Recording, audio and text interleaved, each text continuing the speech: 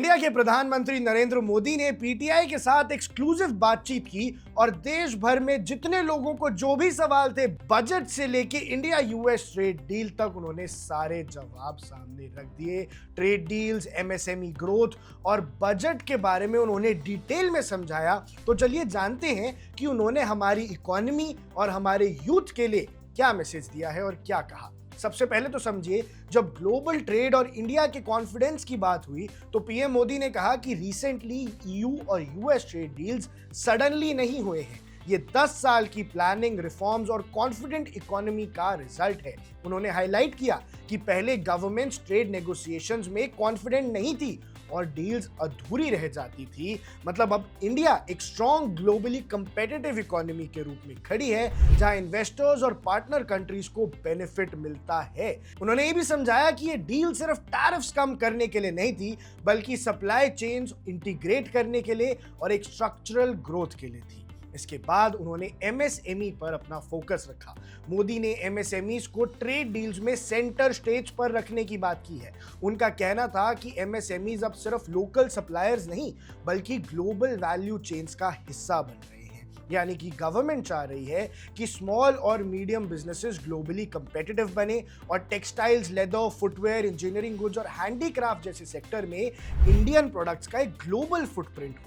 FTS के through उन्होंने better market access और टेक्नोलॉजी अडॉप्शन का मौका मिला है। ये उन्होंने अच्छे से समझाया है। इसके बाद बजट 2026-27 और कैपिटल एक्सपेंडिचर पे जब सवाल पूछे तो पूरी देश की नजर उन पे थी। अब पीएम मोदी ने बजट 2026-27 को सिर्फ एक बही खाता नहीं बताया बल्कि एक स्ट्रैटेजिक रोड मैप कहा है। उन्होंने बताया कि कैपिटल एक्सपेंडिचर का फोकस इंफ्रास्ट्रक्चर और नेक्स्ट जनरेशन प्रोजेक्ट्स पर है। Railways, high speed corridors, ports और नेशनल हाईवे एक्सपेंशन के लिए ही ये सारा पैसा यूज किया जाएगा। मतलब गवर्नमेंट चाह रही है कि लॉन्ग टर्म प्रोडक्टिविटी और जॉब क्रिएशन हो, ना कि सिर्फ शॉर्ट टर्म पॉपुलिस्ट मेजर्स। यानी सनराइज सेक्टर्स जैसे बायोफार्मा, शक्ति, सेमीकंडक्टर मिशंस और इलेक्ट्रॉनिक्स में इन्वेस्टमेंट से एम्प्लॉयमेंट और इनोवेशन दोनों बूस्ट होगी। यानी एम्प्लॉयमेंट को भी ध्यान रखा है, देश के एमएसएमईज को भी ध्यान रखा है और अब इंफ्रास्ट्रक्चर की ग्रोथ के साथ वो आगे जाना चाह रही है।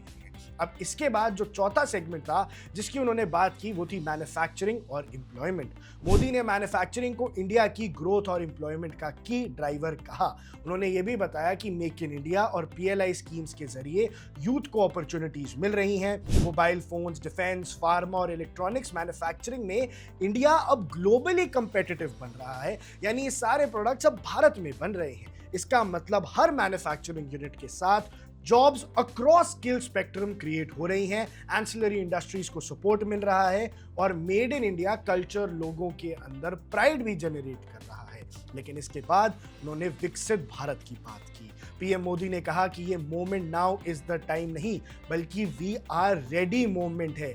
यानी अब तो हम तैयार हो चुके हैं। इंडिया की यूथ, स्किल्ड पॉपुलेशन और ग्लोबल पार्टनरशिप्स के साथ बजट और रिफॉर्म एक्सप्रेस का अगला लेवल है जो यूथ और इकोनॉमी को फास्ट ट्रैक ग्रोथ और ग्लोबल इंटीग्रेशन की तरफ लेके जा रहा है। यानी कि trade deals, MSME growth, manufacturing resurgence सिर्फ नंबर्स नहीं है, ये इंडिया के स्ट्रैटेजिक इंफॉर्मेशन और ग्लोबल क्रेडिबिलिटी का रोड मैप बन गया है। लेकिन दर्शकों, इस इंटरव्यू के बाद विपक्ष ने इसे स्क्रिप्टेड तक बता दिया। प्रधानमंत्री मोदी ने भारत का विजन भी समझाया, बजट पे भी सवालों के जवाब दिए और इंडिया यूएस ट्रेड डील को भी विस्तार से समझाया।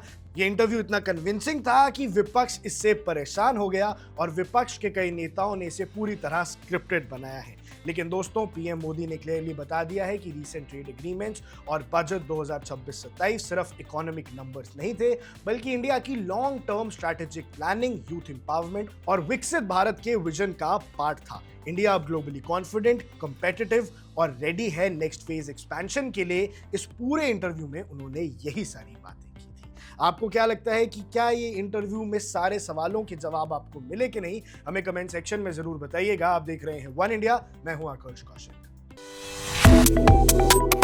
Subscribe to One India and never miss an update.